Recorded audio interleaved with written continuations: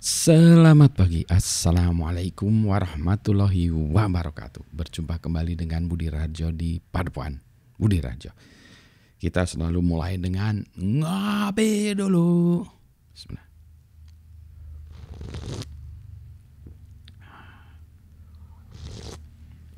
Wih, sedap. Kopinya dari Gunung Halu, javahalucoffee.id. Bungkus kopinya di bawah sana. Nggak usah ditunjukin ya.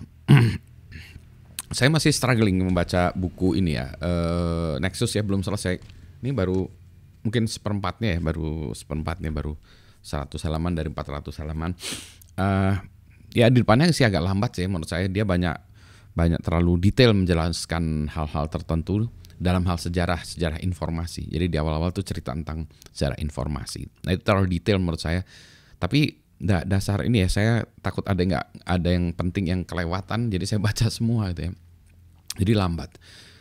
Anyway, yang menarik dari itu yang membuat pencerahan kepada saya itu adalah tentang ini.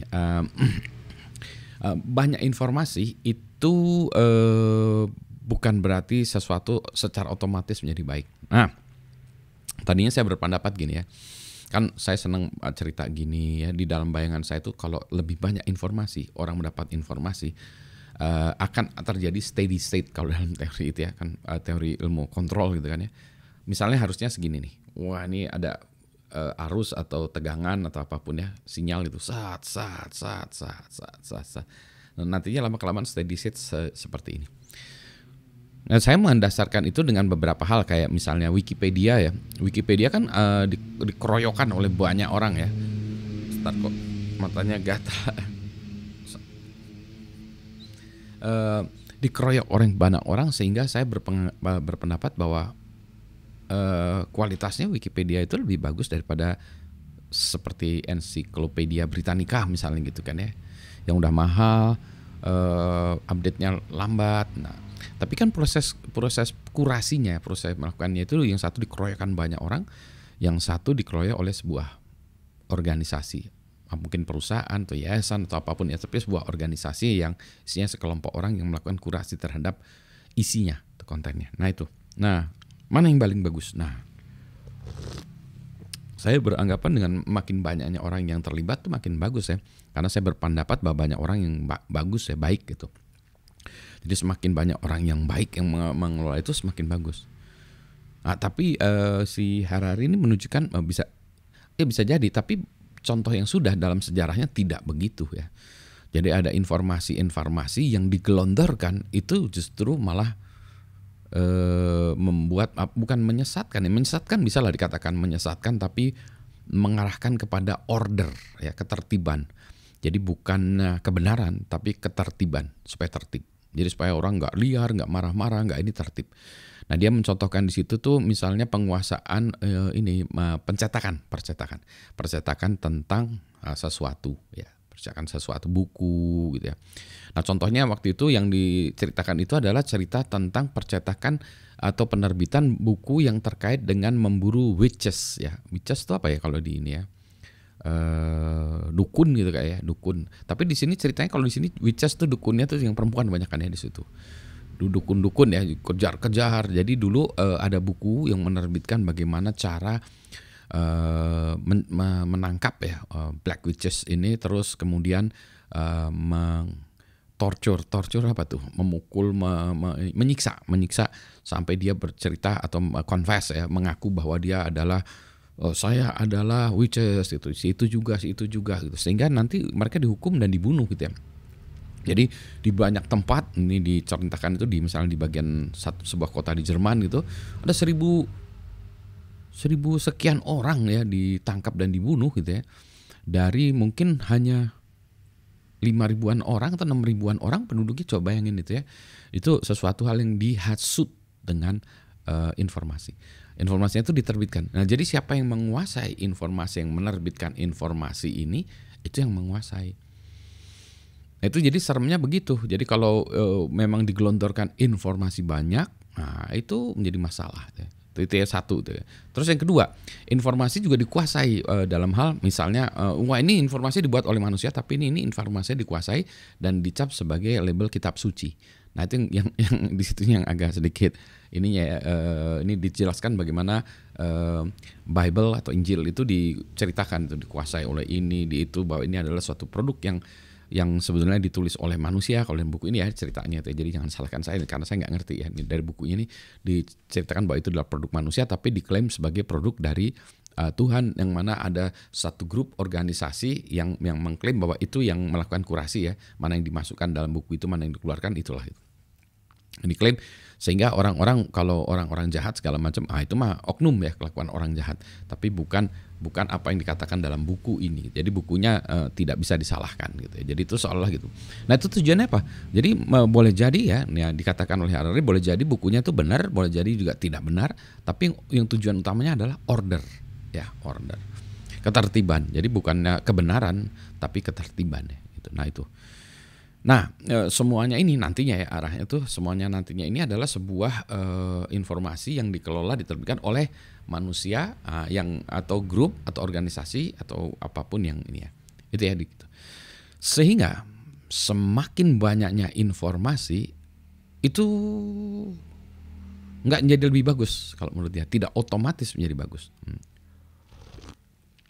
Jadi harus ada pihak-pihak yang melakukan kurasi terhadap informasi tersebut.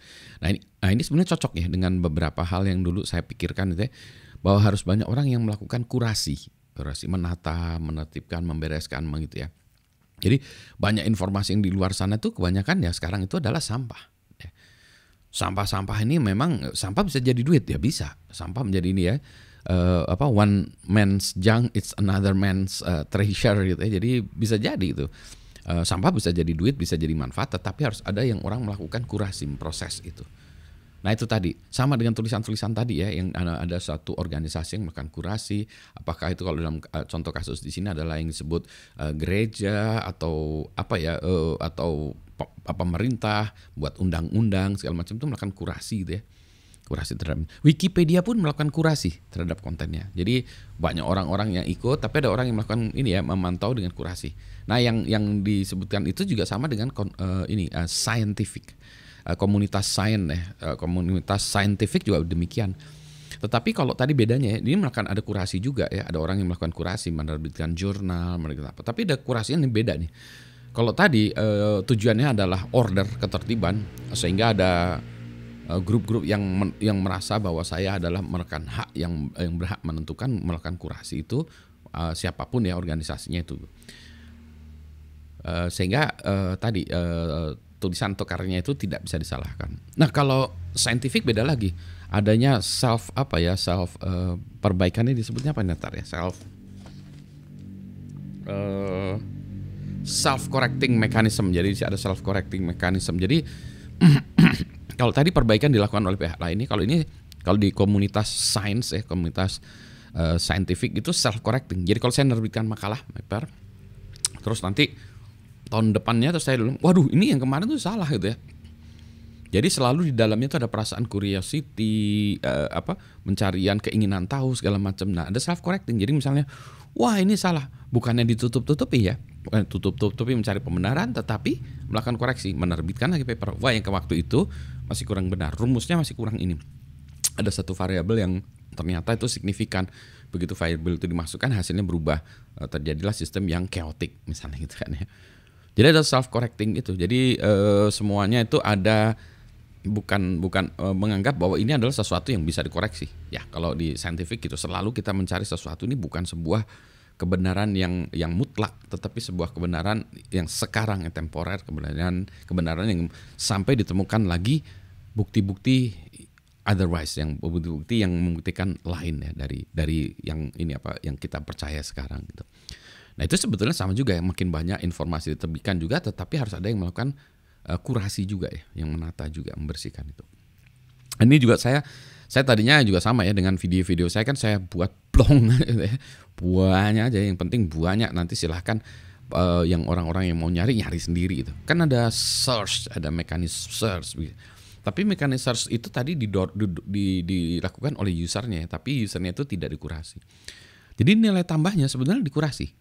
Contoh-contoh misalnya ada kuliah online ya, Kuliah online itu bagusnya adalah mekanisme kurasi dari mengurutkan.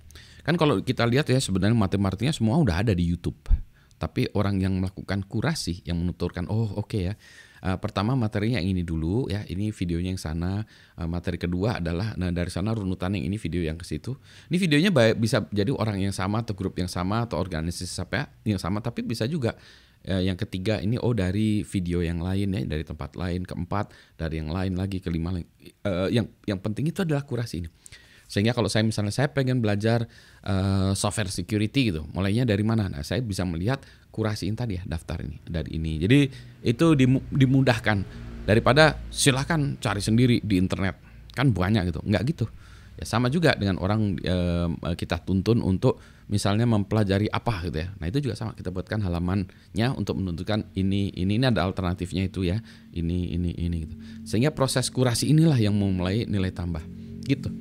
Sama juga dengan video-video saya dan tulisan-tulisan saya di ini ya. Terus sekarang baru saya buatkan webnya. Saya sekarang sudah ada sih, sudah lama, cuma saya nggak mempromosikan, nggak menceritakan itu. Nanti ada video khusus ya untuk menunjukkan proses kurasi yang saya lakukan terhadap diri saya sendiri ya, self curating. Tapi itu memberikan nilai tambah ya. Webnya ada di budi.raharjo.id ya, ada di situ, nanti lihat. Nanti saya buatkan video khusus lah ya untuk jalan-jalan di web itu ya. Begitu ya. Nah, tadi ya. Ini yang eng-engnya ke depan gitu ya. Kalau tadi informasi atau buku atau publikasi itu ada orang di belakangnya yang mengarahkan, bukan kurasi segala macam. Bagaimana kalau bukan orang yang di situ, tetapi itu dilakukan oleh mesin? Nah itulah yang orang nanti bercerita tentang AI. Bagaimana kalau yang proses melakukan kurasi, melakukan ini itu tadi yang mengurutkan ini juga adalah AI. Bukan misalnya Budi Raharjo mengurutkan video-videonya, tapi saya minta misalnya tolong ya mesin AI tolong urutkan video-video Budi Raharjo yang ada di YouTube ini ya. Dibuatkan kategorinya. Kategorinya saya nggak tahu bagusan gimana kategorinya. Kamu yang membuat kategorinya, kemudian mengurutkannya itu. Nah berarti kan mesin AI-nya nanti atas azas apa ya dia mengurutkan, dia harus ada some kind of logic ya yang dia anut untuk mengurutkan itu. Apakah ini berdasarkan popularitas atau berdasarkan keilmuan atau berdasarkan apa gitu ya. Jadi ini si mesin AI-nya ini yang harus kita ajarkan untuk melakukan itu. Nah problemnya adalah kita nggak tahu ya. Harusnya yang benar seperti apa. Kalau dia yang ngaco, kita bisa kebablasan, ngaco juga, terjerumuskan gitu. Jadi itu juga kita tidak boleh 100% percaya ya. Jadi nanti ada yang orang atau mesin melakukan kurasi terhadap kurasi. Rekursif. Pusing kan ya? Nah pagi-pagi memang harus dibuat pusing. Supaya nggak pusing, minum kopi. Jadi itu ya pagi ini yang hal yang apa ya yang menurut saya ya bukan sederhana ya, singkat gitu, kadang-kadang jadi pikiran gitu. Jadi saya pas baca ini mikir dulu ya. Ini aja yang ini tadi ini yang proses ini tuh dari baca berapa halaman kemudian jadinya nih jadi satu video yang panjangnya belasan menit juga gitu ya. Ini baru cerita ininya ya. Kalau dituliskan mungkin harusnya lebih bagus lagi, melakukan kurasi terhadap pikiran yang ada di kepala saya ini.